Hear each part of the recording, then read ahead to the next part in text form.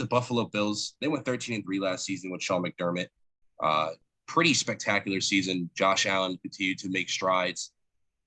And they went ahead and drafted Gregory Rousseau with the 30th pick in this last draft, who, bit of a rough pass rusher out of Miami.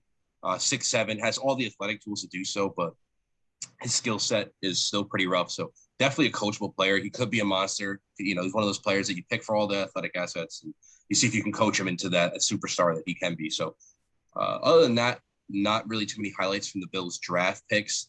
They went 13-3 last season. Same head coach, Sean McDermott. Pretty much brought back the same team. Stefon Diggs. I don't expect this team to go anywhere else than what they did last season. They finished 13-3. If Josh Allen continues to make progressions, I don't think he compared his jump from his first year to his second year was the second to his third year. I can't remember now.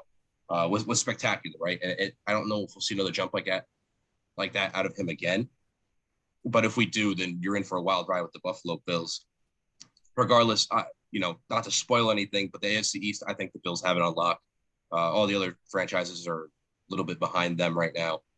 So in my opinion, Bills are still going to run the AFC East, I think, with no competition.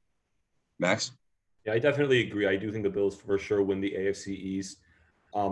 As far as the draft, the first round pick, Gregory Rousseau, I was not a huge fan of that selection personally, mainly because when I watched him play in the games, I didn't think his type of pass rushing would really translate to the NFL because he didn't seem that great at getting off defenders. It seemed that what's what I'm looking for? He'd kind of use his power instead of using football moves and speed. And also, did you watch his pro day highlights? Not fantastic. Again, I see him as terrible. He has the athletic tools to do so, but again, his skill set's so rough, right?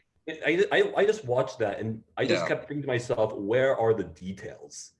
Like, where's the fine tuning? It's going to take a lot for a guy like that to really get up there.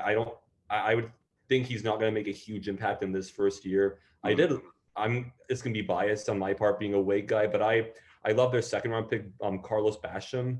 I can tell you watching him, he's a good edge rusher, and I think the value was really there. And I mean, he may not make an impact first year, but definitely expect good things from him moving forward.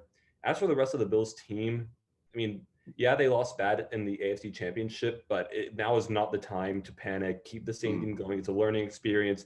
Josh Allen is going to continue to grow. I think he and Mahomes are the best two quarterbacks in football, and he got a well-deserved, I believe, 6-year contract. I was going to bring that up exactly. I can't remember the exact price and years off the top of my head, but I do remember the fact that, again, the Bills are taking a proactive step there and re-signing Josh Allen, right?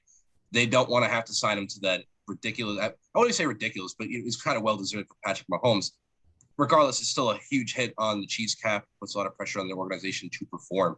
The Bills go ahead and re-sign Josh Allen early with the hopes that he's going to continue to progress. For all we can see right now, he's going to be Josh Allen and Patrick Mahomes really running the NFL in terms of, the best quarterbacks in the league going into the future. So the Bills signing him this early on, again, with him projecting to be that superstar quarterback, again, still has performed very well up to this point. It's a great signing. They're saving money in the long run by doing so. So I think Bills fans, I think all of the NFL was like, that's a good signing. And I definitely agree with that, Max. It's kind of one of those things where you sort of have to take a gamble on his progression. I don't really think you're taking much of a gamble here. I think he's a great quarterback. He's improved every year, and he's already one of the best, and that's all you can really ask out of your first-round quarterback. And honestly, I think he was worth about whatever they wanted to give him. So I can't complain about that signing at all. They did well to lock him up. 100%. So I think pretty much settled in on the Bills. Still a great team. They're definitely in the running away championship this year. Nothing has really changed.